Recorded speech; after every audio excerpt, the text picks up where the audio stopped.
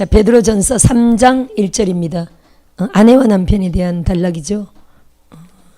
계속 진행 중입니다. 1절부터 한번 읽어봅니다. 시작. 아내들아 이와 같이 자기 남편에게 순종하라. 따라합시다. 주 안에서 순종한다. 아멘. 주 안에서 절대 순종해야 됩니다. 부모, 남편, 또 국가, 대통령, 왕 전부 따라합시다. 주 안에서 순종한다. 할렐루야. 그러면 악법은요? 그럼요. 국민 저항권. 특히 기독인으로서의 저항권이 있죠. 많이 말해도 이건 과하다고 하지 않을 말씀인데 제가 다시 설명을 하자면 에클레시아라는 단어가 있습니다. 그죠? 교회를 헬라어로 에클레시아라고 하거든요. 사실 에클레시아는 구별해서 불러냈다라는 이런 의미를 갖고 있지만 그 배경이 참 중요합니다. 에클레시아가 원래 로마 시대 때 있던 기관이었어요. 따라합시다. 로마 시대에 있던 기관이다. 무슨 기관이냐면요. 시민단체 기관이었어요. 우리 이거 나라 구하기 위해 시민단체들 엄청 많잖아요. 예를 들어 그런 한 기관이었는데 지역마다 세워져 있었어요. 시민단체. 그러니까 나라의 어떤 악법에 대해서 가만히 있지 않고 대항하는 국민 저항권을 발동하는 그러한 시민단체 기관이었어요. 시민단체. 일종의 의병, 옛날 같으면 의병입니다. 시민단체들이 나라에 대해서 막 데모식으로 사회운동하면서 민주화 운동 일종의 그렇게 하면서 정말 악법을 막 고쳐달라, 물러가라 이런 식으로 하는 단체 기관이었는데 그런 황제가 허락한 기관이었어요. 불법적인 기관이 아니라 예를 들어 우리 광화문에서 집회하는 것도 나라의 허락이 있잖아요. 불법 집회가 아닙니다. 그렇죠? 나라 허락 가운데 집회하기로 법적으로 집회해도 된다는 법이 있잖아요. 그렇죠? 신고하고 하는 거잖아요. 그래서 집회를 못하도록 하는 건 그것 자체가 법을 어기는 거예요. 집회를 할 수가 있습니다. 몇 명이든지 할 수 있고요. 할 수 있습니다. 근데 우리 대한민국 집회는 너무 지금 전 세계적으로 소문나고 있잖아요. 너무 깨끗한 집회라고. 대한민국 사람들은 어째 그렇게 집회하냐고. 이번에 우리 아프리카 목사님들이 계속 오시잖아요. 외국 한 달에 한 번씩은 오시는 분들이 거의 아프리카. 데이빗 나이트 목사님은 미국인이에요. 그러면서도 흑인이잖아요. 그죠? 미국에서 사셨으니까 미국 시민권을 가진 아프리카인인 거지 사실. 미국인이면서도. 근데 그런 분들이 그래요. 자기네 아프리카 이번에 그분이 마비리지 요셉 목사님이었죠. 와, 굉장했어요. 어떤 분들은 지금까지 최고였다고 한 분들이 참 많았었어요. 그 정도로 3일 참석한 분들은 지금까지 최고였다. 이 정도로 하여튼 굉장했나 봐요. 그래서 그분이나 여러 아프리카 분들이 그래요. 자기네들 아프리카에서는 불부터 질러놓고 시작하는데 데모가 그만큼 굉장하다는 거죠. 파괴적이라는 거죠. 또 한 분이 또 프랑스 목사님은 그러시더라고요. 자기네 프랑스에서는 데모 같은 거 할 때 가게들 다 부신대. 가게들 안 남아난대요. 데모하는 그 길에 가게들 유치장 다 부순다는 거죠. 그래서 우리가 텔레비 같은 데 보면은 그 가게들 데모 같은 거 할 때를 방지해서 큰 문으로 덧문을 막 닫는 것 제가 뉴스로 본 적이 있거든요. 데모 일어난다고 미리 덧문을 다 가게 그러면 장사 못해. 데모하는 그 기간 동안은 장사 못해. 막 다 부셔놔. 손해가 엄청나겠지 국가적으로. 근데 우리나라는요. 종이 한 장 떨어진 거 없어. 아무런 흔적이 없죠. 아니 대한민국 사람들 데모하는 거 보니까 전부 앉아서 예배하더래. 무슨 이게 데모야. 전 세계적으로 난리예요. 대한민국인들의 데모 이게 일종의 데모잖아요. 대한민국인들의 이 집회 데모가 앉아서 예배하들이 하나님 앞에 찬양하고 예배하들이 하여튼 전 세계적으로 지금 유명합니다. 깨끗하기로 거룩하기로 소문났어요. 오점을 남기긴 했지만 유리창 깨고 700명 지금 잡혀 있잖아요. 그러니까 대통령 구속될 때 얼마나 분통 터졌으면 2명이 기름 끼얹었잖아요. 1명은 죽고 1명은 병원에 있잖아요. 얼마나 분통 터졌겠어요. 생각해 보세요. 그죠? 이해합니다. 우리를 대신하여 분통 터뜨려 주신 분들이에요. 근데 지나고 보니까 그때 구속된 게 너무 감사했죠. 할렐루야. 그러니까 우리가 그 순간 하나님의 뜻을 모르면 분통 터져 죽는 거예요. 그죠? 그래도 국민들이 온 마음을 대신했다라고 볼 수 있는 분들인데 빨리 풀려날 수 있도록 기도해야 되겠죠. 젊은 청년들이. 근데 대통령, 우리도 그 아이 한 명이 있어가지고 재판 날짜가 계속 딜레이 되네요. 왜냐면 대통령 탄핵이 각하가 딜레이 되니까 그것도 계속 딜레이 되는 거예요. 뭐 며칠 했다가 또 연기, 며칠 했다가 또 지연, 며칠 했다가 또 지연. 이번에 또 지연됐더라고. 그 할머니가 막 교회 와서 계속 기도하는 거예요. 이거 풀려나게 해달라고. 고3인데. 고3인데 워낙 몸집이 커가지고 거기서 주동자로 만들어버렸어. 주동자로 만들어봐가지고 한 사람 신문할 때마다 이게 끌려가는 거예요. 잠을 안 재워. 잠 못 자는 게 엄청 고문이거든요. 뭐 때리고 이렇게는 불법이니까 안 해도 막 잠을 안 재우고. 잠을 안 재우는 거는 불법에는 안 속하거든요. 그렇죠? 뭐 표가 안 나잖아요. 그 사람 올 때마다 밤낮으로 24시간 돌아가면서 계속 잠을 하면 안 재우는 이런 고문이 있잖아요. 주동자 삼아가지고 계속 잠 안 재우면서 하여튼 잠을 제대로 못 자는 고통이 있다고 얼핏 들었습니다. 빨리 나올 수, 대통령만 해결되면 빨리 전부 다 나올 줄 믿습니다. 자, 그래. 주 안에서 순복해야 된다는 겁니다. 우리가 어떤 법이든지. 이는 혹 말씀을 순종하지 않는 자라도 말로 말미암지 않고 그 안에 행실로 말미암아 구원을 받게 하려 함이니. 그렇죠. 너희의 두려워하며 정결한 행실을 봄이라. 따라합시다. 정결한 행실을 본다. 제가 남편이 1년 전에 돌아가셨지만 그 남편하고 계실 때 제가 까딱했으면 큰일 날 뻔했다 라는 사건이 바로 그건데, 그때 이제 교회는 법인 통장이란 게 있잖아요. 그때 한번 말씀드렸는데 새로운 사람들이 또 많이 오셨으니까 법인 통장이란 게 있어서 저는 그때 몰랐는데 그때 한 분이 외국에서 이렇게 돈이 수십억이 들어오는데, 이게 수십억이 들어오는데 세금을 엄청 떼나 보죠. 우리는 그거 잘 모르는데, 근데 교회 법인 통장으로 받으면 세금을 안 낸다네요. 그래서 우리 교회 통장으로 좀 받아주면 뭐 수억을 준다는 이런 게 있었어요. 수억을 주겠대요. 그때 우리 그 원당에 지하 교회 있을 때라 지하 월세 50만 원 내고 그때 그때라 지금 배가 불렀지만 그때 완전 있을 때라 하여튼 성전 건축이 그 김포 땅이 있으니까 거기다 성전 건축을 하려면 최소한 그때 7억이었거든요.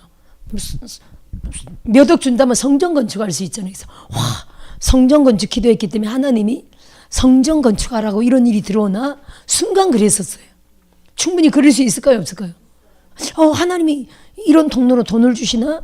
저는 처음이어가지고 남편은 워낙 거의 천재적이었어요. 아니 뭐 법인이 정치 경제 뭐 모르는 게 없을 정도로 일반 상식적으로 완전 바삭하니 천재적이었고, 저는요 그냥 뭐 성경 교회 예배 이런 거밖에 모르지 뉴스도 안 보는 사람이어가지고, 지금 이제 박근혜 대통령 이후로 우리가 막 뉴스도 보고 정치 이런 거 보는 거죠. 그죠?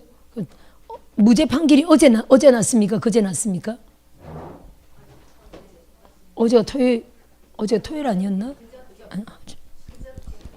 수요일, 그러니까 수요 예배 때 열받아가지고 그러니까 수요일 날 뭐 1시에 판결 난다 그러죠. 1시, 또 2시, 3시, 4시. 어떻게 됐지? 사람 보고 어떻게 됐나요? 몰라요. 어떻게 됐나요? 몰라요. 어떻게 됐나요? 몰라요. 이 사람 진짜 모르더라고요. 어디로 들어가야 그게 뭐 무슨 판결이 났다는 게 나오는지 모르겠더니 수요 예배 시간에 제가 그 얘기 딱 했더니 무죄 판결 났어요. 그러길래 수요 예배 때 전부 다 열받았잖아요. 하여튼 뭐 그랬었는데,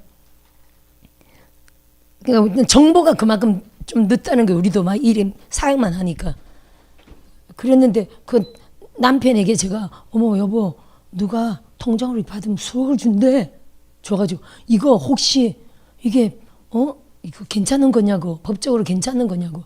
왜냐면 세금을 안 내고 교회 통장으로 받는 건데, 그렇죠? 그렇잖아요.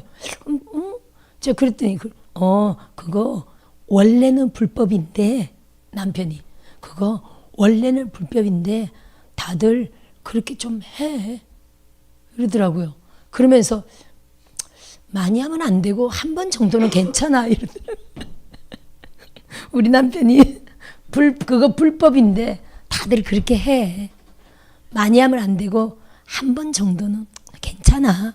한 번 정도는 괜찮을 거야. 걸리지만 않으면 된다는 거죠. 한 번 정도는. 많이 하다 보면 꼬리 밟힌다는 거죠. 그러더라고요. 그래서 그래? 하면서 하나님이 성전건 주라고 이렇게 주시는 건가? 싶어가지고 둘이 좋아가지고 그때가 이제 저녁이었는데 좋아가지고 막 저녁 먹고 얘기하면서 만약 이 돈을 우리가 받게 되면 이렇게 하고 저렇게 하고 막 이제 나래를 펼쳤죠. 성전 건축과 함께 막 나래를 펼쳤어요. 그리고 이제 밤에 이제 밤 기도하러 갈 시간이 되면서 그때는 저 혼자 또 기도하러 다닐 때라 여보 가서 기도하고 만일에 주님이 안 된다라고 하지 않으면 이거 할 거라고. 그러고 딱 기도하러 딱 왔어요. 기도하러 딱 하러 왔는데 딱 앉자마자 입에서 탁 튀어나오는 거예요. 아니 앉자마자 입에서 튀어나와. 하나님, 제가 제 평생에 절대로 불법은 1도 하지 않겠습니다. 제가 일부러 한 게 아니에요. 딱 하나님 하자마자 제 평생에 1도 불법을 행하지 않겠습니다. 이렇게 탁 튀어나오는데 아이고 글렀네. 아니 그렇게 기도 딱 나오는 게 성령으로 탁 튀어나와. 그래서 그 각오로 주의 뜻이다. 그 아니구나. 안 하는 게 주의 뜻이다. 라고 저는 이렇게 기도했는데 기도하면서 걱정을 했어요. 저는 신앙이 성숙했어도 남편은 그때는 너무 어린 신앙이어서 죽기로 돌아온 지 얼마 안 될 때 어린 신앙이어서 제가 남편이 그렇게 막 좋아하면서 꿈을 꿨는데 남편이 실망하면 어떡하나라는 그런 마음으로 꽉 차 있었어요. 그래서 아침에 기도를 끝나고 가가지고 깼길래 이렇게 얘기했어요. 여보 미안해서 어떡하지?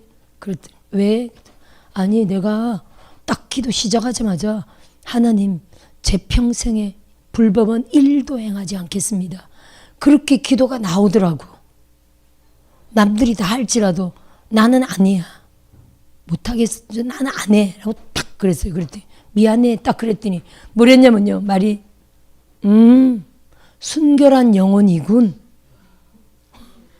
그걸로 끝이야. 더 이상 아무 말도 안 해. 순결한 영혼이군. 예수 믿은 지 1년도 그때 안 될 때라. 그럼 들어오자마자 성령 받고 방언 받고 뭐 이런 때였죠. 그렇죠. 세상 사람들이 우리를 본다는 거예요. 따라합시다. 세상 사람들이 우리를 본다. 하나님도 보고요. 남편이 지금 말씀을 순종하지 않는 자라도 아내의 뭘 본다는 겁니까? 정결한 행실을 본다는 거죠. 할렐루야. 그렇게 저렇게 만일에 제가 그걸 했다면요. 같이 들키지 않고 몇 억을 같이 잘 얻어 처먹었겠지만 그렇잖아요. 불법 얻어 처먹었겠지만 그의 영혼은 어땠을까요? 따라합시다. 목사도 별 수 없다. 그랬겠죠. 근데 우리는 1도 안 먹었고 그는 순결한 영혼을 본 겁니다. 그래. 우리 했으면 또 같이 이익을 먹었겠지만 안 했어도 그는 괜찮은 거예요. 단지 목사는 이래야 된다. 라고 결론을 딱 지어서 본인이 감사했을 걸로 믿어요. 아멘. 그리고 깨끗하게 영혼 구원받고 지금 천국 갔는데 부부관계가 그래야 된다는 거예요. 안 믿는 자라도 아내의 거룩하고 세상을 따라하지 않는 이 세상 사람들 지금 얼마나 타락했습니까? 그죠? 우리 잘 깊이 모르지만 엄청 타락했습니다. 그냥 또 부부관계도 떠나서 세상적으로 사는 무리들이 엄청 많을 겁니다. 죄로 여기지 아니하고 그런 이 시대입니다. 근데 우리 믿는 자들이 정말 말씀 안에서 깨끗하게 정결하게 하나님의 뜻을 따라 살아가는 걸 보고 그들도 때가 되면 신속하게 주 안으로 들어오는 줄 믿습니다. 할렐루야. 그래서 여러분 저에게 뒤로 들어보면요. 믿지 않는 남편들이 있잖아요. 믿지 않는 남편들이 자기네들이 친구 앞에서는요. 자기 아내를 칭찬하더라고. 혹시 들어봤습니까? 자기 아내들을 칭찬해. 그러니까 뭡니까? 자기가 지금 현재 교회 안 나가고 예수 믿고 시간 뭐 교회 헌금하고 또 교회에다가 시간을 많이 투자하는 이런 것 때문에 불만은 있지만 그래도 자기들 친구들하고 막 술 먹으면서 하는 소리 들어보면요. 자기 아내를 칭찬해. 왜냐하면 세상적인 사람과 세상 사람과 너무 다르기 때문에 하나님을 섬기는 사람으로서 깨끗하게 살기 때문에 자기 아내들을 칭찬하더라니까요. 때가 되면 남편들도 다 죽게 돌아오고요.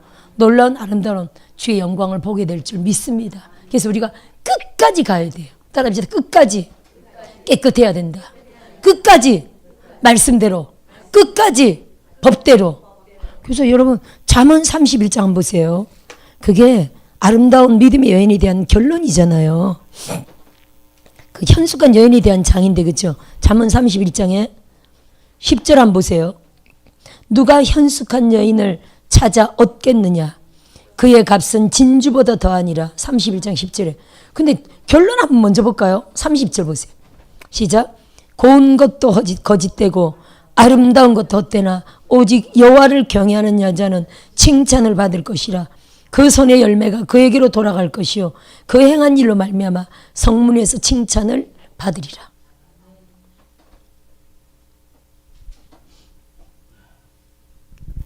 할렐루야. 그럼 11절 한번 볼까요? 현숙한 여인이 그런 자의 남편의 마음은 그를 믿나니 산업이 핍절하지 아니하겠으며. 맞습니까? 그런 자는 살아있는 동안에 그의 남편에게 선을 행하고 악을 행하지 아니하느니라. 자, 부지런한 내용이 쭉 이어지고요. 또 볼까요? 18절에 밤에 등불을 끄지 아니하면 뭐 기도 생활 여러 가지 하여튼 부지런한 영육간의 부지런한 삶을 말하는 거죠. 또 여기 23절 한번 보세요. 그래서 여러분 현숙한 여인은 남편을 장로로 세운다는 말을 우리가 흔히 합니다. 그 말이 이 말이에요. 25절 시작. 아니 어디 23절 시작. 그의 남편은 그 땅의 장로들과 함께 성문에 앉으며 사람들의 인정을 받으며. 따라합시다. 현숙한 여인은 남편이 세워지게 하죠. 여기 장로. 현숙한 여인은 남편을 주의 종 지도자로 세운다는 거거든요. 이런 현숙한 여인의 남편은 인정받는다. 지도자들 장로들과 함께 성문에 앉는다. 여러분의 남편들은 어떻게 되어 있습니까? 지도자 되어 있습니까? 따라합시다. 될 줄 믿습니다. 아니, 결론이라는 거예요. 주님이 다 이루었다, 다 이기셨다 그랬잖아요. 우리가 말씀을 결론적으로 믿어야 돼요. 아, 현숙한 여인. 그래서 주 예수를 믿으라. 그럼 결론적으로 너와 내 집이 구원을 얻으리라. 사도행전 16장 31절에 그렇게 말했죠. 그러면 현숙한 여인은 뭡니까? 여호와를 경외하는 여인이라고 말했잖아요. 30절에 여호와를 경외하는 여인. 외모로 곱지도 아름답지도 않지만 여호와를 경외하는 여인은 남편을 장로로 세운다는 결론이거든요. 할렐루야. 그러면 진짜 우리가 저와 여러분이 여호와를 경외하는 여인이라면 자기 남편들이 하나님의 종들이 되고 지도자가 되고 리더자가 되고 인정받는 자들이 성경적으로는요 될 수밖에 없다니까요. 따라합시다. 끝까지 믿자. 끝까지 지키자. 끝까지 간다. 할렐루야. 이 신앙생활 끝까지 결론이 날 때까지 가시길 주의 이름으로 축원드려요. 욥기도 보세요. 욥기 42장 결론을 우리가 알지만 끝까지 하나님 앞에 신앙 지키고 살았더니 결론이요 갑절의 축복으로. 결국 육적인 축복 아니라 영적인 축복. 내가 귀로만 들었더니 이제는 눈으로 주를 보나이다. 주께 대하여 귀로만 들었사옵는데 이제 눈으로 주를 보나이다. 차원이 다른 영적인 성격, 삶도. 20명의 자녀들이 구원받은 거 아닙니까? 10명이 다 구원받고 천국 가고 또 이 땅에서 다시 또 10명을 주시고 할렐루야. 재산도 갑절로 주시고. 아멘. 부인은요? 부인도 또 새 부인 주셨겠죠. 더 괜찮은 더 갑절로 뛰어난 부인으로 주셔서 새로운 자식들이 10명 낳았다고 봐야 됩니다. 할렐루야. 그래서 여러분 우리가 좀 다시 볼까요? 본문으로 남편과 아내의 관계.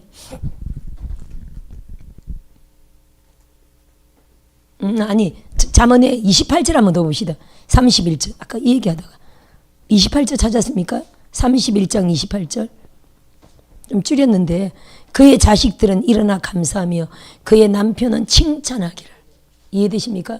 남편들이 아내를 칭찬한다는 거예요. 덕행 있는 여자가 많으나 그대는 모든 여자보다 뛰어나다 하느니라. 할렐루야. 예, 아직 내 남편이 주께로 아직 안 돌아왔어도 남편들이 아내의 덕행은 알까요, 모를까요?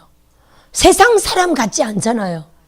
오직 하나님을 섬긴다는 게 깨끗하잖아요, 사실. 어떤 데는 아직 남편들이 신앙 안에 있지 않을 때는 시간을 우리가 투자하고 물질을 투자하고 몸을 투자하기 때문에 그들 눈에는 어리석게 보일 수도 있습니다만 세상 사람들은 막 세상적으로 사는 것과 달리 자녀들을 깨끗하게 양육하지, 옳은 길로 가도록 정직하게 양육하지, 그죠? 남편들 정말 올바로 받들어 섬기지. 얼마나 아름답습니까? 현숙한 여인들은요. 그래서 그들이 아직 신앙 안에는 안 들어왔어도 바깥에서 보세요. 아내를 칭찬한다니까, 여러분. 어떤 때는 여러분들이 모를 수 있습니다. 저는 어떤 소리 들었냐면요. 우리 누구 엄마. 누구 엄마입니까? 그쪽에?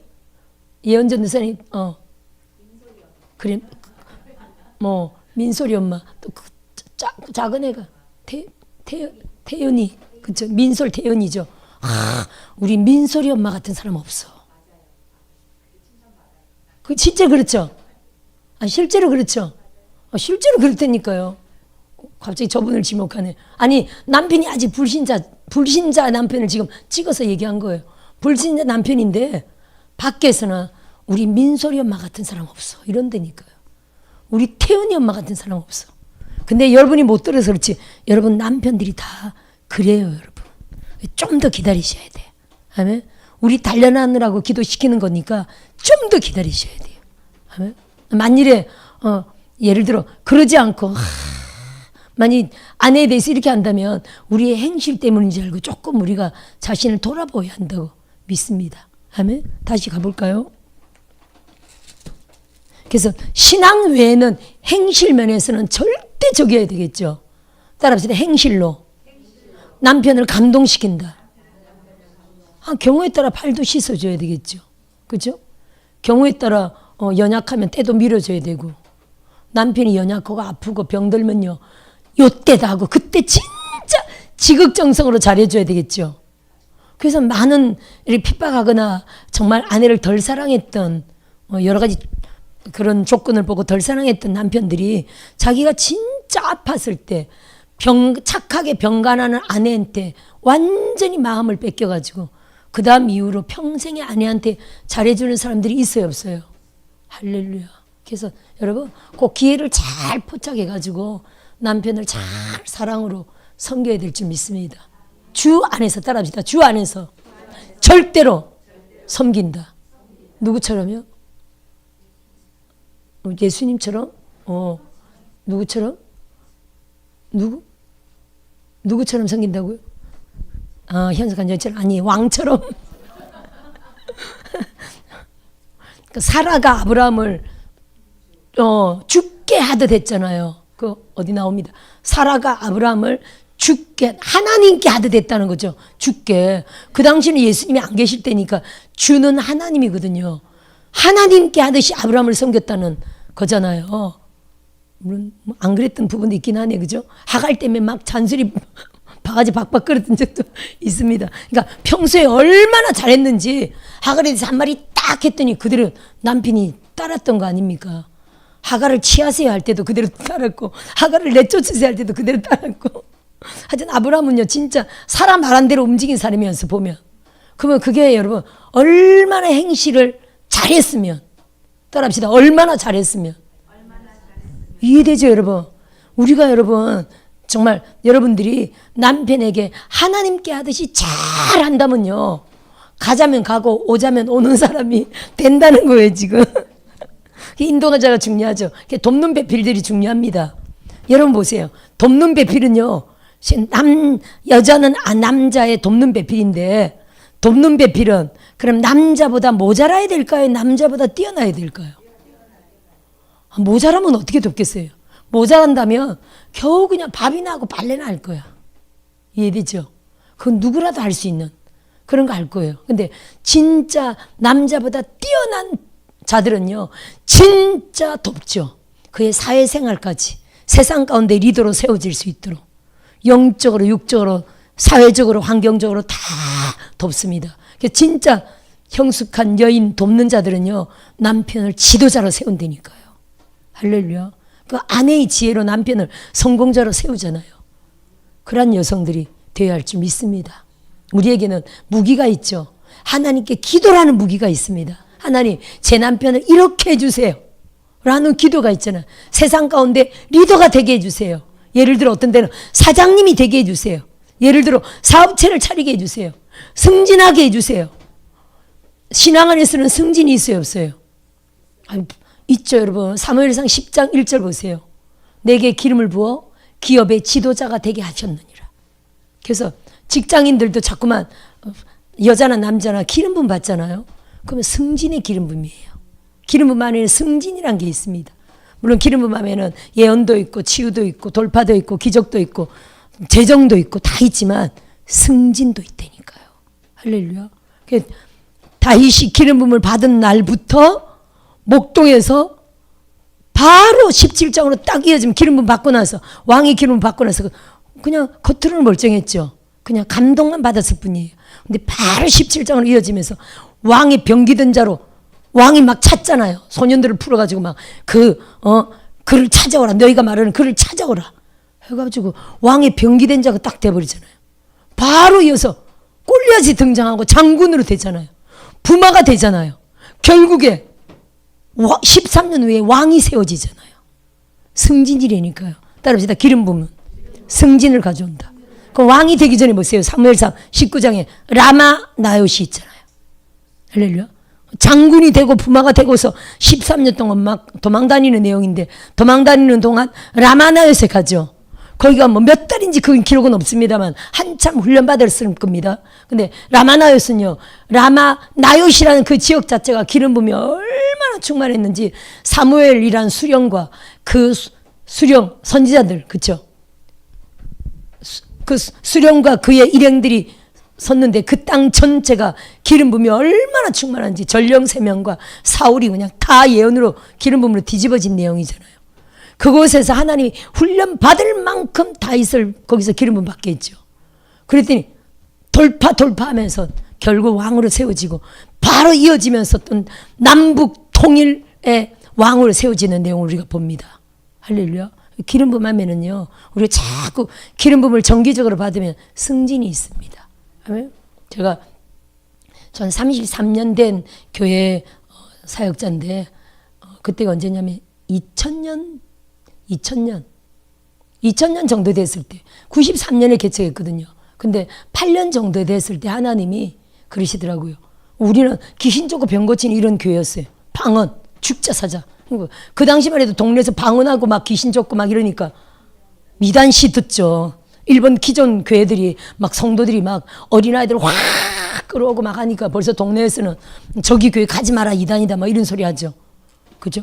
하여튼 그런 소리를 조금씩 듣던 교회였는데 2000년 정도 됐을 때 하나님이 신병기와 신병법과 신병기를 도입하라 그러시더라고요. 음성으로. 그래서 신병기와 신병법이 뭐지? 그랬는데 갑자기 하나님 인도하심이 처음으로 기름 부음 사역장을 가게 됐어요. 아마 목회자 세미나를 통해서 그렇게 가게 됐나 봐. 갔더니 기름 부음 이런 사역을 해요. 그때 처음 봤을 때죠. 근데 우리는 막 귀신 쫓고 막 병 고치기 이런 교회였는데 기름 부음 사역장을 갔더니 저는 그 사역이 너무 제게 좋은 거예요. 이런 기름 부음 사역장을 왔는데 예언, 뭐 투시, 축사, 환상 뭐 이런 거 하면서 막 기름 부음 이런 사역을 하는데 여성인 저에게는 너무 매력적인 거 있잖아요. 막 그냥 이렇게 세워놓고 막 눈 떠, 입 벌려, 뭐 이런 것도 해봤다가 저런 것도 해봤다가 온갖 귀신 쫓는 사역을 여기 가서 보고 하고 저기 가서 보고 하고 막 그럴 때였는데 그 눕혀서 이렇게 기름 부음 사역이 저는 너무 매력적이더라고요. 그래서 하나님의 신병기와 신병법을 도입하라 이거다 싶었고요. 하여튼 그랬었어요. 그래서 그때부터 2000년도부터 이렇게 은혜 받기 시작했습니다. 근데 그 기름 부음에 대해서 주님이 저에게 그러시더라고요. 우리는 그때 파주에서 교회 할 때라 기름 부음 사역증이 서울밖에 없었어요. 그때만 해도. 그럼 파주에서 서울까지 가면요. 기름붐 사역장 한 번 갔다 오면 하루 종일 걸리는 거예요. 가는데 2시간. 지하철도 없을 때라 그때 파주에. 지금 지하철이 생겼죠. 갔다 왔다 하루 걸려.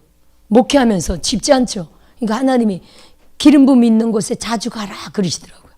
그게 영으로 하나님이 일주일에 한 번 말씀하신 거였어. 그러니까 지금 우리 교회가 뭐 기름붐이 거의 매일 1년 360일 매일 있지만 여러분들이 이 마지막 때 늦은 비 성령은 기름붐 사역이에요. 따라합시다. 늦은 비 성령은 기름붐 사역이다. 그걸 절대 믿으셔야 돼. 신부의 기름붐. 늦은 비 성령 사역은 기름붐 사역인데 하나님이 저는 그래서 이 마지막 때 이렇게 최소한 일주일에 한 번은 기름붐 사역장을 가시기를 저는 주의 이름으로 추천합니다. 강추합니다. 주님이 저에게 그렇게 말씀하셨기 때문에. 그래서 최대한 특별한 사정 아니면 일주일에 한 번씩 그건 외출해서 기름붐 사역장을 갔어요. 서울까지. 근데 그렇게 하다 보니까 하나님이 우리가 시골에서 정말 달동네에서 목회하는 시골 목회자였는데 일주일에 기름붐 이렇게 한 번 하다 보니까 어느 한 2년 지났더니 2년? 1년 정도 지났더니 우리 교회 기름붐 사역자들을 모시게 되더라고요. 어떤 사건이 있어서 기름붐 사역자들을 모셔서 이렇게 일주일에 한 타임을 일주일에 한 번 모셨어요. 그러니까 나만이 아니라 교회의 기름붐을 풀어놓은 거지. 그렇죠? 그렇게 한 몇 달 풀어놨을 때 돌파를 일으키시더라고요. 또 이제 돌파를 일으켜서 이제 도회지로 가가지고 기름붐 사역을 하게 하시더라고요. 근데 도회지로 가서 기름붐 사역을 딱 하게 했더니 그 지역에 기름붐 하는 사역장이 하나도 없어가지고 우리가 현수막 걸고 기름붐 사역을 딱 펼쳤더니 종들이 사방팔방에서 몰려오는 거예요. 진짜 기름붐 사역장이 돼버렸어. 그리고 거기서 좀 하다 보니까 하나님이 영성신학원, 기름붐 영성신학원을 세우게 하셨어요. 기적적으로. 한 번도 신학원 세우게 해달라는 기도에 한 번도 한 적이 없어요. 근데 기름붐 하다 보니까 따라합시다. 기름붐 안에 기름붐을 계속 받다 보니까 따라해 봅시다. 기름붐을 계속 받다 보니까 이게 지나오고 보니까 그래요. 영적 승진을 계속하게 하시더라고요. 그 이전에는요. 항상 그 모양 맨날 그 타령이었어요. 어떤 영적인 진전이 없어 보였어요. 10년 이상. 10년이 뭐예요? 진전이 없어 보였는데 기름붐을 들어가고부터 그때부터 한 1년 지나면 어떤 진전 업, 한 1년 지나면 어떤 진전 업, 한 1년 지나면 어떤 진전 업이 계속 보이더라고요. 할렐루야. 신학원을 세우게 하셨고 그리고 아가페 신학원을 했죠. 5년을 했죠. 5년 딱 하고 종들을 엄청 8교회가 개척하고 종들을 세우고 좀 막 그랬는데 갑자기 파주에서 제가 고양시로 옮겨가는 거기서 막 블레셋 족속이 막 몰아내는 그죠 막 그런 형으로 창세기 26장처럼 블레셋 족속이 우리를 막 몰아가지고 우리가 거기서 몰려가지고 고양시로 오면서 아가페를 그만두게 됐죠. 파주 아가페를. 그건 지분개혁이네. 지역 분교였기 때문에 그만두게 됐죠. 고양시로 따가서 하는데 하나님이 이제는 더 이상 아가페를 거기서 딱 끊게 하시고 고향 분교가 아니라 하나님이 교단을 창설하게 하셨어요. 그래서 알파 오메가 지금 교단을 세운 건데 그렇게 하더니 또 땅을 사게 하시고 땅을 2번이나 사게 하시고 이렇게 그동안 좀 그러니까 영성신학원 하면서부터 지금 제가 2009년에 영성신학원을 처음 세웠으니까 영성신학원 세운 지가 벌써 16년 됐잖아요. 16년. 기름붐 들어간 지는 좀 더 20년이 넘는데 그 기간 동안요. 계속 하나님이 계속 따라합시다. 승진이었다. 승진 계속하게 하시더라고요. 지금 신학교 지금 4군데서 하고 있잖아요. 그죠? 승진이에요. 이번에 또 신학교 10개 하게 하신다고 하시는데 이렇게 다니는 게 저로서는 시간 제약이 있죠. 10개를 어떻게 해야 될지 10개 하신다는 건 주의 뜻인데 어떻게 해야 될지 그러면 일종의 사이버식이 될 수밖에 없는데 그죠? 하여튼 하나님이 주신 지혜대로 이끌어 갈 건데 그래서 이번에는 구산동은 오전 강의만 합니다. 그 일산 강의가 토요일이기 때문에 토요일 오전 또 일산이 토요일 1시 구산동이 1시에 끝나고 일산은 제가 없을 때 저는 이제 일산에 3시부터 하죠. 1시, 2시는 다른 이제 강사님들 하고 목사님들, 전도사님들이 훈련 삼아 다 하고 이렇게 이제 겹쳐 있는데 이제 김포는 하루 종일 하죠. 여기처럼 근데 이제 김포 땅 밟기 때문에 올해는 성전 건축이 있어서 이번 주 처음으로 수요일 날 땅 밟기 했는데 땅 밟기 때문에 김포는 구산동하고 똑같이 오전 강의가 됐어요. 10시부터 1시까지. 이렇게. 그리고 나머지는 땅 밟기 합니다. 또 이제 김포나 구산동은 일산에서 가깝기 때문에 그들은 거의 집회를 거의 참석하죠. 집회를 뭐 거의 100% 참석한다고 봐야겠죠. 그러니까 학교를 오전 강의만 하고 집회 참석하고 또 유튜브 하고 그러니까 뭐 충분하다고 보지만 여기는 너무 머니까 그죠. 하루 뭐 이런 식으로 하여튼 사이버랑 같이 하면서 하면 아마 그렇게 10개를 하실는지 그건 주의 인도하심을 따릅니다만은 이게 뭡니까? 결국 승진이라는 거예요. 따라합시다. 승진이다. 기름 부음 안에서 계속 잘 된다. 따라합시다. 계속 잘 된다. 맞습니까? 그러면 우은혜 목사님이 증인이네. 그쵸? 우리 목사님이 뭐 기름 부음 사역장을 가기도 하고 그랬겠지만 본격적으로 기름 부음 그 이전에도 기름 부음 사역장을 보기는 했잖아요. 그죠? 그쵸? 가보기도 했겠죠. 많이는 아니지만 전적으로 속하지는 않았지만 가끔 이렇게 가면 기름 부음 하는 친구들이나 사역자도 있잖아요. 그죠? 하지만 기름 부음 사역자는 아니었는데 그죠? 여기 작년에 지금 딱 1년 됐는데 작년 3월 7일에 여기 개원했잖아요. 신학원을. 그때 이후로 본격적으로 매주 한 번씩 기름 부음 받잖아요. 우리 목사님 승진했죠. 우리가 다 알지만. 여기에 학생으로 목사님으로 들어오셨는데 11월 달에 이 교회 담임 목사님으로 취임했잖아요. 할렐루야. 이게 승진이잖아요. 이게 영적인 승진이거든요.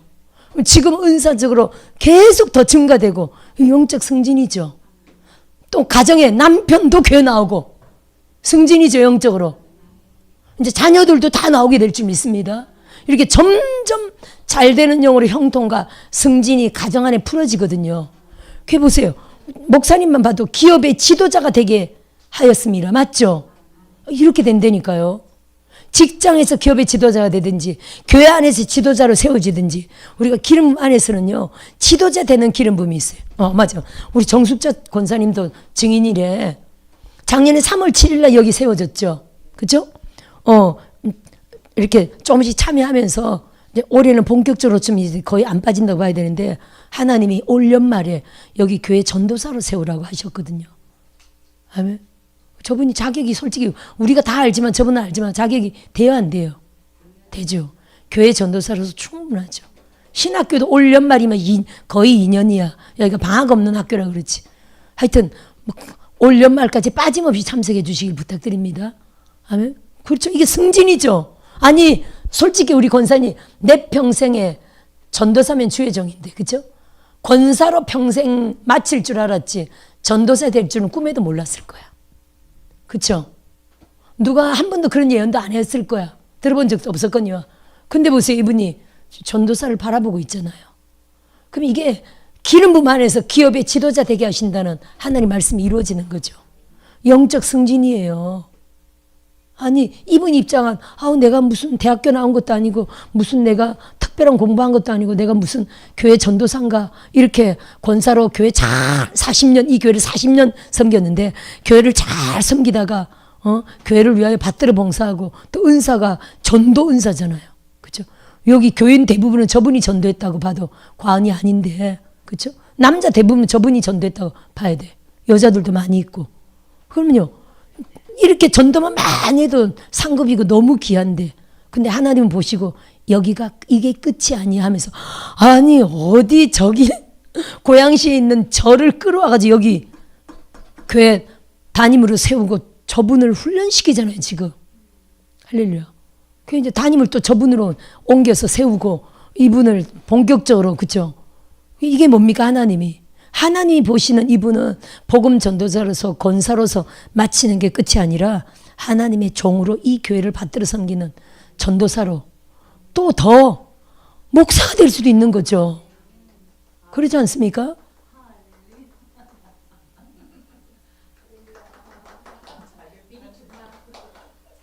난 깜짝 놀랐어요.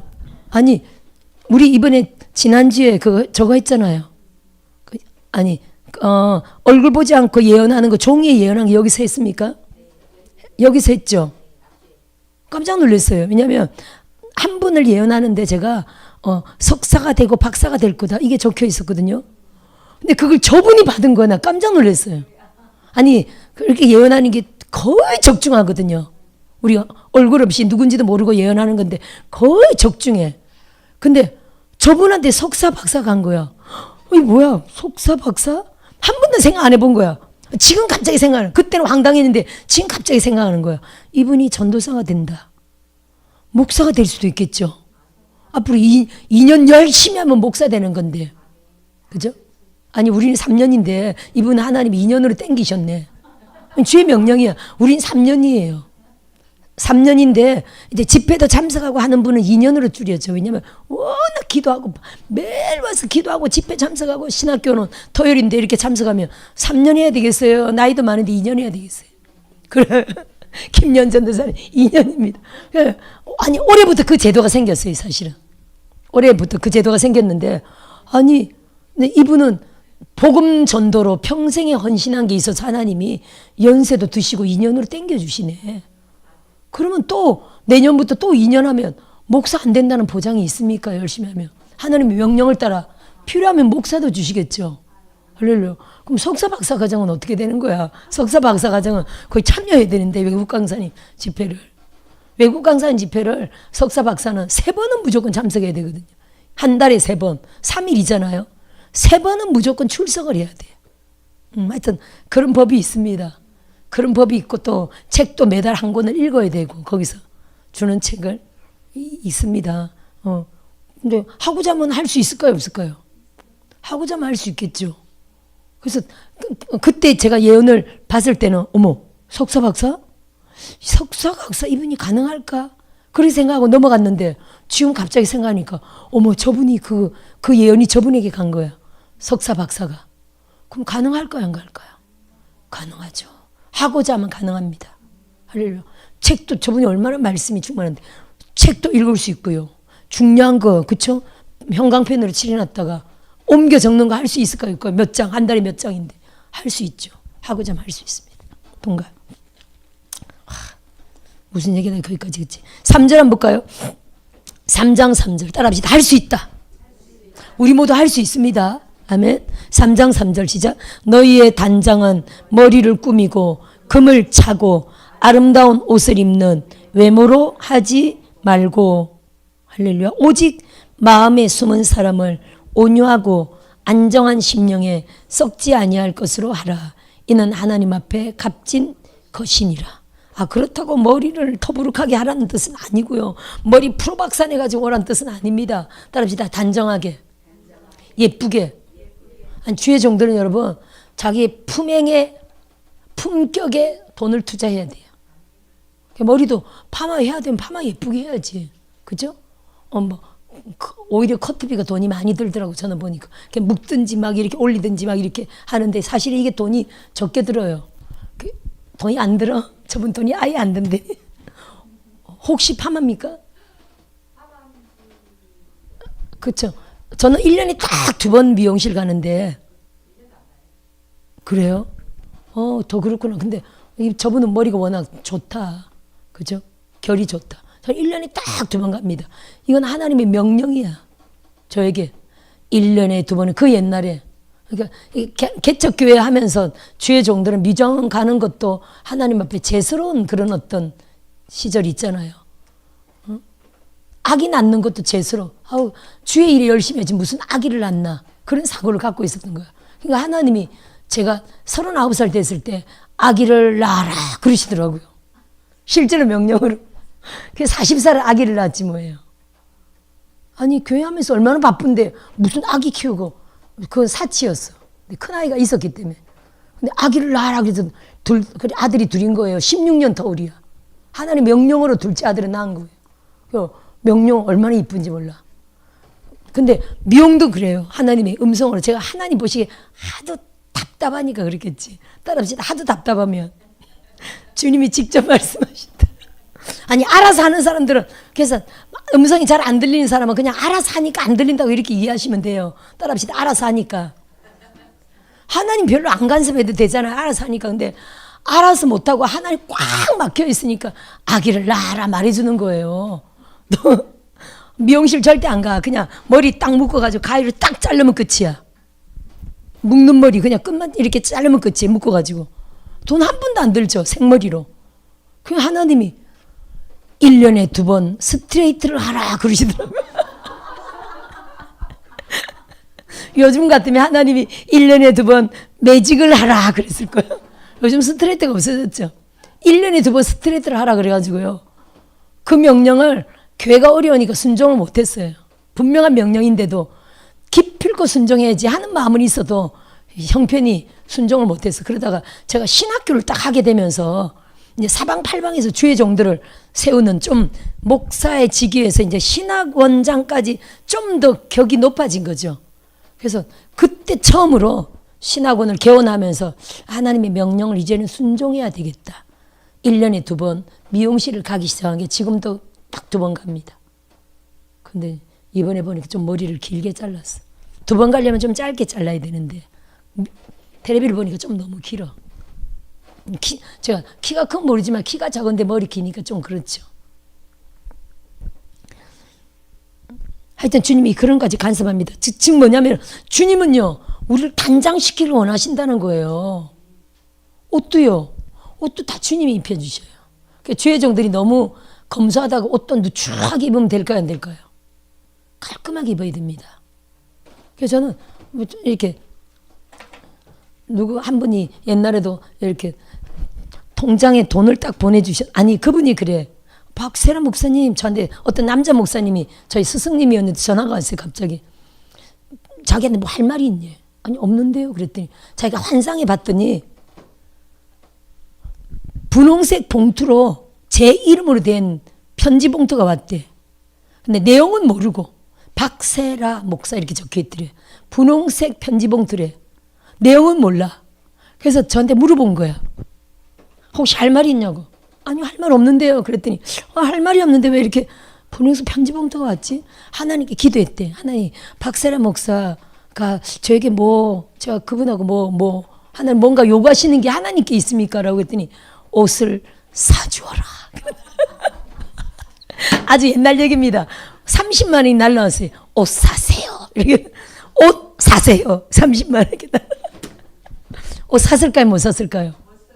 못 샀죠. 못 샀는데 두고 이제 좀 여유가 되면 그 액수만큼 옷을 사리라 하는 마음은 딱 갖고 있었죠. 왜냐면 들어오면 바로 빠져나가니까 옷 못 사. 못 사. 그래서 11조 때문에 27만 원이잖아요. 27만 원어치 내가 기필코 옷을 사리라. 하여튼 그런 마음을 갖고 있다가 갑자기 살이 찐 거예요. 지금 옷이 다 바뀐 거예요. 66으로 바뀌어버렸어요. 집에 다 5짜리 옷인데 못 입었지. 5짜리인데 갑자기 살이 쪄가지고 옷을 살 수밖에 없어. 옷을 다 바꿔야 돼. 그래서 어떻게 나가가지고 27만 원어치 옷을 샀지. 80% 할인 매장 가가지고 27만 원어치 옷이 여러 벌 되잖아요. 2만 원짜리 뭐 열 몇 벌이 되지. 할인 매장이니까. 그죠? 할인 매장이니까 할인 매장 뭐 2, 3만 원, 4만 원. 기껏해야 할인 매장은 좋은 옷도 5만 원 이하예요. 제 옷이 거의 4, 5만 원대인데 할인 매장. 그럼 원래는 몇십만 원짜리죠. 예를 들어 뭐 80% 세일, 뭐 올리비아 로렌 뭐 이런 식으로. 그 정도입니다. 그런 거 찾아다니면서 옷 사는데 27만 원어치는 딱 샀죠. 이렇게. 또 한 분도 그때 남편하고 꼭 맛있는 거 드세요 하고 25만 원을 딱 보냈더래요. 통장에. 이건 다른 데 절대 쓰지 말고 맛있는 거 사 드세요. 사 먹었을까요? 못 사 먹었을까요? 우리 남편 천국 가고서도 못 사 먹었어. 들어오면 그때 지금은 또 다르지만 그때는 들어오면 그냥 바로 빠져나가는 거죠. 그래서 기필코 한번 이걸로 남편하고 맛있는 거 남편이 좋아하는 거 한번 사줘야지 했는데 절대 못 사 먹었죠.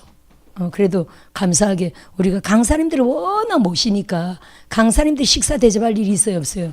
저 많은 분들이 맛있는 거 대접할 때 제 남편은 항상 모셔갔으니까 그래도 천국 가시기 전에 맛있는 거는 많이 드셨죠. 그 돈은 안 썼어도 하나님이 하여튼 맛있는 걸 많이 드시게 하셨어요. 근데 보세요. 그런 모든 게 다 주님이 감동하는 거잖아요. 따라합시다. 주님이 종들을 꾸미고 오늘 내가 머리띠를 안 하고 왔더니 또 저분이 하고 오셨네. 주여. 제가 머리띠를 항상 하고 있기 때문에 제가 가는 곳마다 머리띠 바람이 불어요. 제가 WLR 지금 6개월째 갔잖아요. 거기 이제는 처음에는 어머 세상에 머리띠 이런 거 어디서 샀어요? 어디서 샀어요? 사람들이 예쁘다 예쁘다 다 물어보더니 요즘은요 가면 저 사람도 머리띠 저 사람도 머리띠 저 사람도 전부 다 보면서 어머 우리도 머리띠 해야 될 것 같아요. 막 이렇게 농담삼아 이러더니 어느 날 보면 머리띠를 하고 있어요. 근데 이렇게 나이가 들면 이렇게 약간 머리도 빠지고 홍하고 그죠? 혼하고 숱도 좀 적고 하니까 뭐 가발도 쓰기도 하지만 저는 몰래 머리숱이 너무 많으니까 저는 가발은 필요 없지만 약간 이렇게 한 평생이 묶었더니 여기가 약간 주저앉죠. 그러니까 머리띠를 이렇게 이번에도 하나 선물 받은 게 여기가 이렇게 딱 있어가지고 키가 조금 커 보이더라고. 좀 도움이 돼요. 근데 오늘은 이렇게 왔는데 저분이 또 머리띠를 다 가셨네. 아니 훨씬 예쁘잖아요. 그죠? 키도 커 보이고 여기가 볼록해 보이고 이렇게 아니 자기한테 맞춰서 꾸미는 걸 주님이 원하신다는 거예요. 저희 다 선물 받아서 하게 된 건데 그 선물 받은 것도 따라합시다. 주님이 하신 거다. 주님이 그 사람에게 그 감동을 줘서 저에게 선물 온 거잖아요. 그때부터 하게 된 거야. 할렐루야. 이제 처음에는 어색했지만 그 사람이 보니까 그 사람 앞에 선 거예요. 성도가 자꾸 보니까 목사님이 내가 비싼 거 사줬는데 왜 안 하지? 자꾸 볼 거 아니에요. 처음에 그 우리 아가씨 우리 아가씨가 처음에 선물 줬는데 깜짝 놀랐어요. 38,000원 주고 샀다는 거예요. 머리띠를. 상당히 비싸죠. 근데 깜짝 놀랐어요. 머리띠 뭐 다이소에서 2,000원짜리 쓰다가 38,000원짜리 그 보석 머리띠 놀래가지고 해야 되겠어 안 하게 돼 있어요. 가끔 무슨 악기에서 날만 하다가 이제는 점점 매일 하게 되고 그러다 보니까 내가 머리띠를 하고 있으니까 또 머리띠가 계속 선물로 들어와. 그래서 머리띠가 이제 여러 종류로 있는데 이제 오늘 하여튼 또 핀을 누가 선물해 줬길래 이걸 꽂으려니까 또 머리띠까지 하면 너무 좀 추하잖아요. 그죠? 구질구질. 그래서 이걸 하니까 또 머리띠를 안 했습니다. 그러면 보세요. 요렇게 저렇게 누가 꾸며주는 거예요. 머리 핀 예쁘게 꽂으셨네요. 그죠? 새로 오신 분. 아니 핀을 꽂고 안 꽂고 얼마나 틀리겠어. 핀을 꽂으니까 상당히 예쁘잖아요. 더 예쁘지. 이렇게 아니 저는 이제 하나님이 누군가 감동해서 이렇게 선물이 들어오잖아요.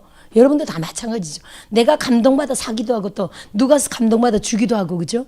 이게 누굽니까? 주님이 우리를 꾸미는 거잖아요. 기왕에 따라합시다. 기왕에 좀 더 예쁘게 꾸미는 거죠. 너희 단장은 머리를 꾸미고 금을 차고 아름다운 옷을 입는 외모로 하지 말고 물론 더 우선적으로는 영적인 단장이고 따라합시다. 육적으로도 아름답게 단장해야 된다.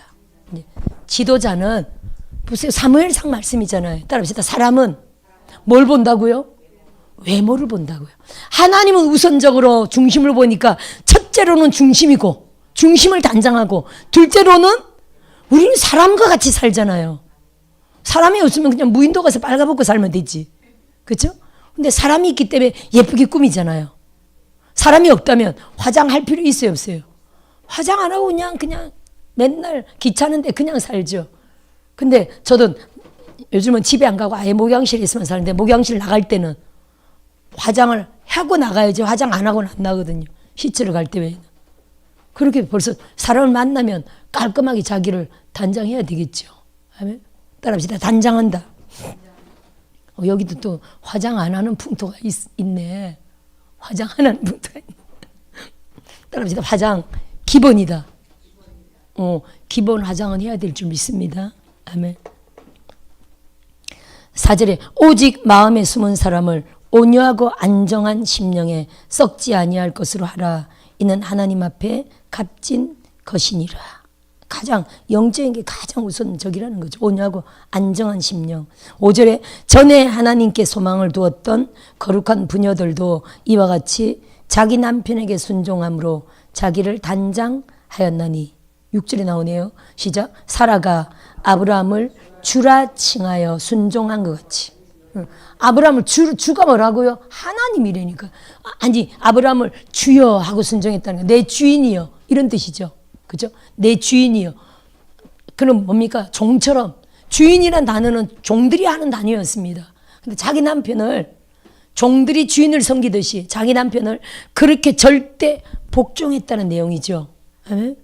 주라 칭하여 순종한 것 같이 너희는 선을 행하고, 그리고 또 주인께 하듯 종들이 하는 건데 주라 할 때는요 남편을 하나님처럼 섬겼다는 이런 의미도 있습니다. 에? 순종한 것처럼 너희는 선을 행하고 아무 두려운 일에도 놀라지 아니하면 그의 딸이 된 것이니라.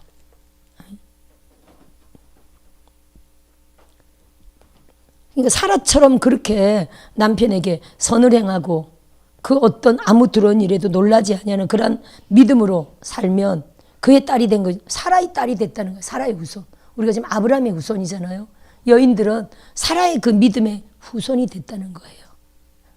7절에 남편들아 이와 같이 지식을 따라 너희 아내와 동거하고 그를 더 연약한 그릇이요 또 생명의 은혜를 함께 이어받을 줄 알아 기이 여기라. 이는 너희 기도가 막히지 아니하게 하려 함이라. 이렇게 말하고 있죠.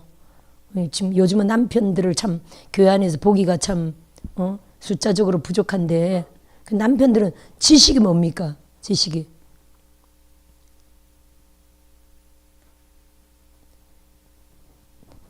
거기 나오는 말이잖아요. 그렇죠. 그렇죠. 아내를 연약한 그릇 같이 여기고 네 아내를 네 몸같이 사랑하라 한 게 그 지식이잖아요. 아내에 대한 지식이 아내는 연약한 그릇이다.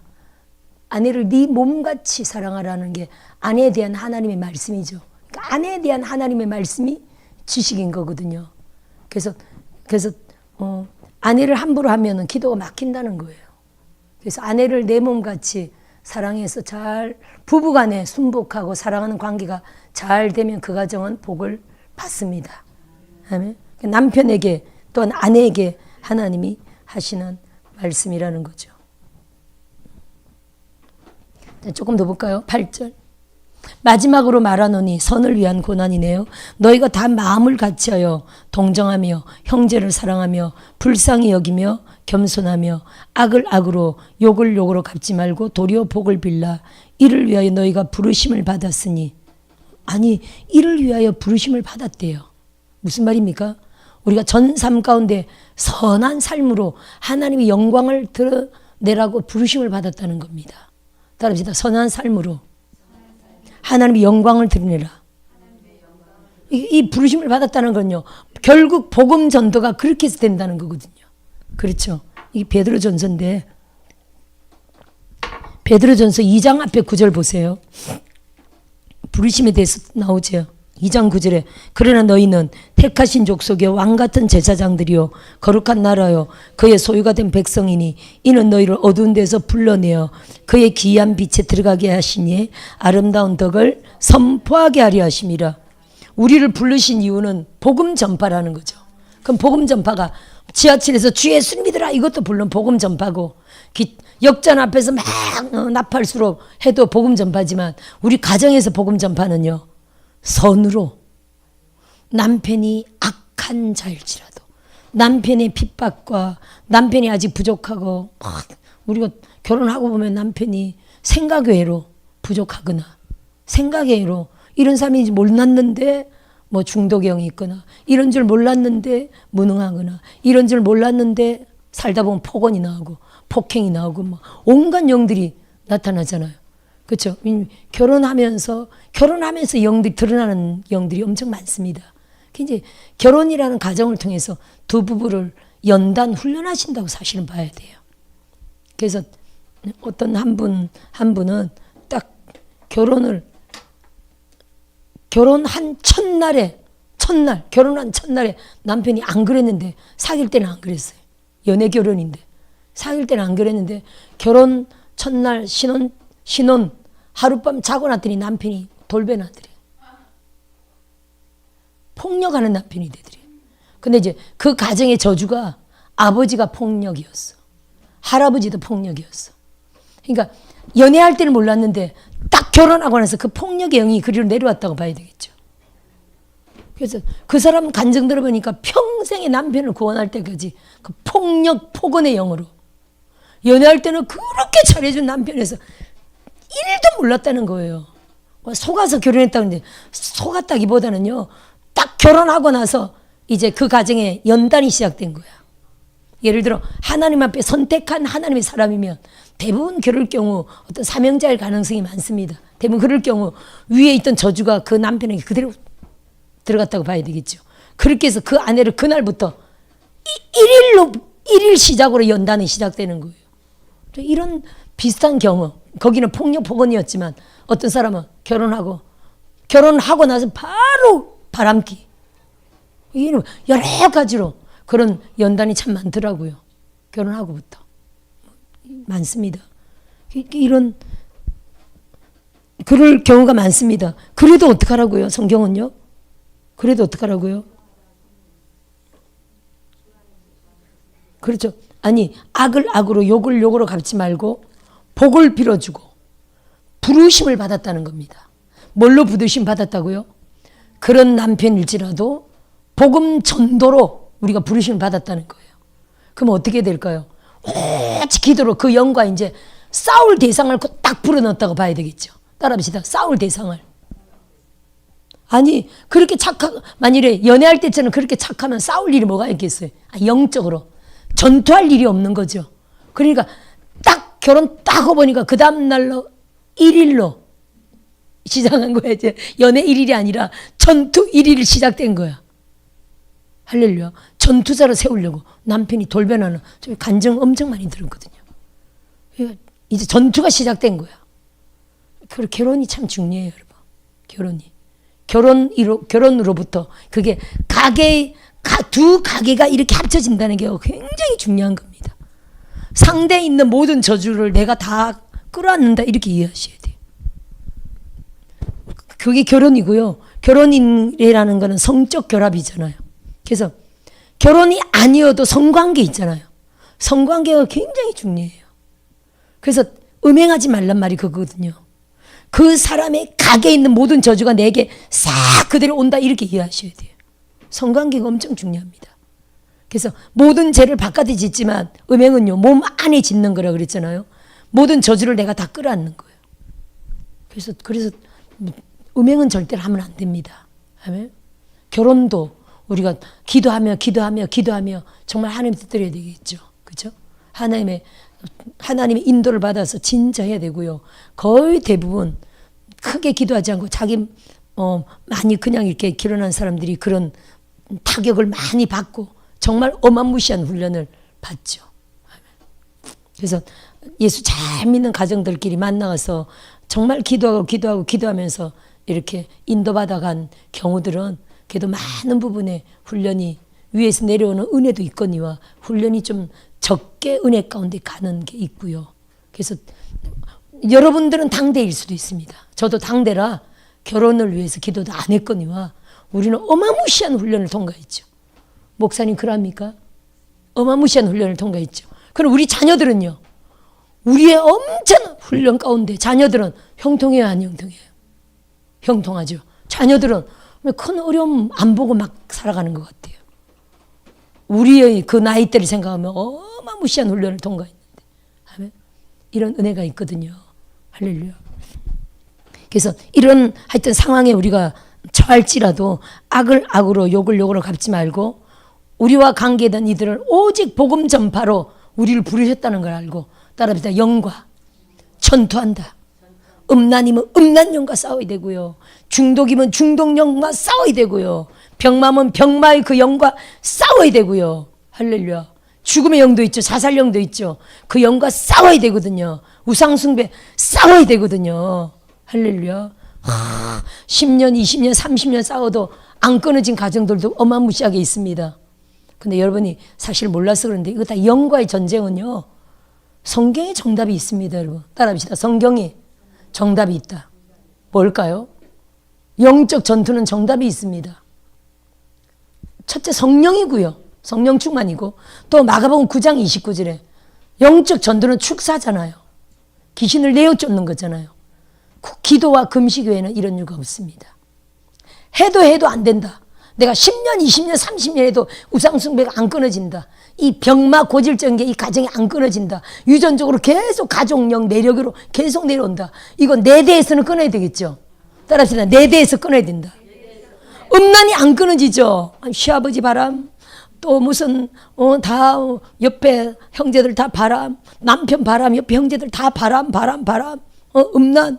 그런 가정들 얼마나 많이 있는 줄 아세요? 근데 그게 다 영이거든요. 그럼 내 대에서 끊어야 되겠죠. 이거요. 축사인데 기도와 금식 외에는 이런 유가 나갈 수가 없느니라. 마지막 결론은 금식이에요, 여러분. 기도와 금식. 따라합시다. 기도와 금식이다. 전심의 예배는 기본이고요. 따라합시다. 전심의 예배는 기도고요. 전심의 예배로 기도했는데도 안 되면 거기 플러스 금식을 해야 돼. 따라합시다. 플러스 금식이다. 성경이 그렇게 말하고 있거든요. 지금 성경에는 금식이라는 단어가 아예 빠져서 사람들이 다 정답을 또 모릅니다. 근데 원어에는요. 누가 뺐다고, 아니, 금식이라는 단어를 누가 뺐을까요? 기도 외에는 이런 유가 나갈 수 없는 일이 돼 있잖아요. 누가 그 단어를 뺐을까요? 사단이 뺀 거죠, 사단이. 사람이 뺀 것 같지만 지금 저 더불어 공산당이라고 우리 표현하는데 그들이 하는 것 같지만 누가 하는 겁니까? 사단 루시퍼가 대한민국 제2의 영적 이스라엘로 전 세계 복음 국가로 선교 강국으로 세워질 걸 알고 이 나라 말아먹으려고 악을 쓰는 거 아닙니까? 그렇죠? 할렐루야. 이거 영적 전쟁이잖아요. 아멘. 그렇듯이 이거 다 영적 전쟁입니다. 모든 게 다. 할렐루야. 우리 오직 귀신 쫓아야 됩니다. 가정에서 음란과 싸워야 되고요. 중독과 싸워야 되고요. 할렐루야. 사단이 금식이란 단어를 성경에서 뽑아내가지고 사람들을 통해서 약간 육적인 종들 있죠. 육적인 종들을 통해서 신학자를 통해서 그 글자를 뺐다고 봐야 되겠죠. 아, 금식. 원어에는 금식이 있는데 금식 너무 부담스러워. 요즘 누가 금식해? 금식 빼. 분명히 이런 식으로 나갔다고 봐야 돼. 기도와 원어에는요. 기도와 금식 외에는 이런 유가 나갈 수 없느니라. 할렐루야. 한국 교회가 금식해야 되는 줄 믿습니다. 나라 살리려면 금식해야 돼요. 우리는 진짜 알파 오메가는 지금 딱 시절이 딱 타이밍이 너무 좋아요. 우리는 이렇게 지금 주인이 또 그 탄현 일산교회에서 지금 주인이 그 땅을 통째로 판다고 싹 다 헐고 철거하고 판다고 우리 지금 올해가 2년, 딱 1년 됐는데 지금 나가라는 거잖아요. 철거한다고. 그러면 이걸 모르고 우리 작년 9월 달부터 3일 금식했죠. 그거 모르고 그냥 성령이 인도하신 따라 이제 매달 3일 금식을 해야 되겠다. 감동이 와서 물 안 먹고 3일 금식을 교회적으로 계속 금식 성회를 하는데 많은 사람들이 하여튼 동참하죠. 각 개인적인 기도 제목으로 동참하죠. 근데 이렇게 몇 달을 딱 하고 보니까 9, 10, 11, 12 석 달을 딱 하고 보니까 주인이 와가지고 나가래. 철거한다고. 감사하죠. 우리는 이건 기회예요. 그래서 올 이제 이번 3월 마지막 금식 성회부터는 이제는 3일 성회는 당연히 하고 나머지 날들은 자원하는 사람들이 1일 금식 할 사람들 전부 다 자원해서 번호 붙여가지고 1, 2, 3, 4 번호 붙여가지고 날짜하고 요일은 뭐 겹쳐도 괜찮지만 하여튼 전부 다 번호 붙여가지고 300일 합쳐서 금식. 아니 자원하는 사람 말하면 400일 500일도 될 수가 있겠죠.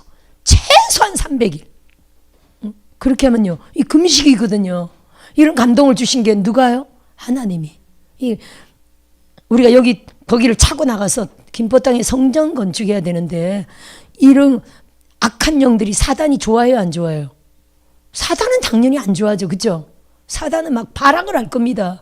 우리가 여기서 성전 건축해서 나간다면 하나님의 영광을 엄청 나타내는데 사단이 발악을 하겠죠. 그냥 그 발악하는 사단을 대적하려고 제일 정답이 뭐라고요? 따라합시다. 기도와 금식이다. 전심 예배. 그래서 매주 성회가 있고요. 매주 성회가 있고 기도와 금식으로. 이건 교회적인 거고 따라합시다. 우리 가정적으로 내 개인의 전 삶에 적용하시길 주의 이름으로 축원드려요.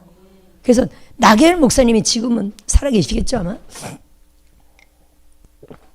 그분이 옛날에 목사 안수 받을 때 간증하신 거예요. 세미나 갔더니 그분이 간증하시더라고. 당신이 목사를 안수 받는데 지금 연세가 엄청 많이 되셨겠죠. 노종일 겁니다. 목사 안수 받는데 자기 아버지가 구원을 못 받은 거예요.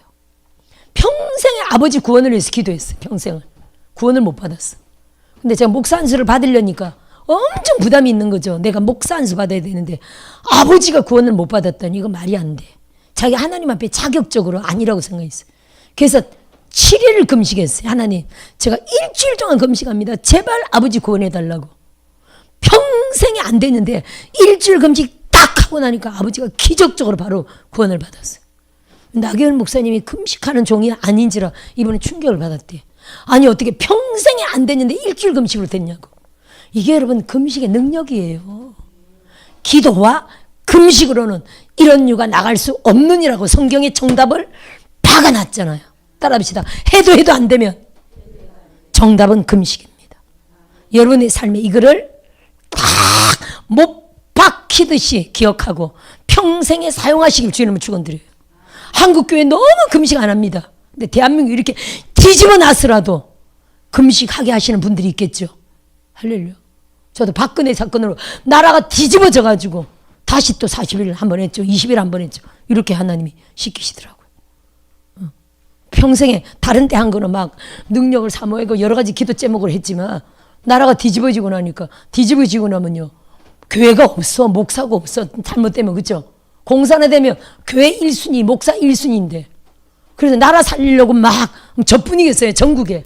그래서 제가 작년인가 유튜브 쇼츠를 딱 보니까 뭐라고 돼 있냐면은 물론 앞에 타이틀만 봤는데 전국에 40일 금식자 1000명 모집 이렇게 적혀 있더라고요. 가능할까요? 안 가능할까요? 가능하죠. 40일 금식 1000명 모집이라고 떴더라고요.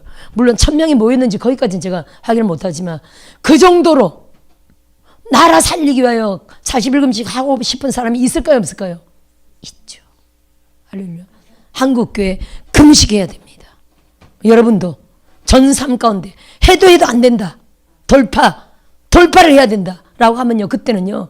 3일이든 하여튼 일주일이든 하나님 앞에 금식을 올려드려서 돌파하시길 주 이름으로 축원드립니다. 아멘. 여기까지 합시다. 지금 몇 절까지 했습니까? 9절까지 했구나. 네, 오늘 9절까지 했네요. 그래요. 여기까지. 지금 오늘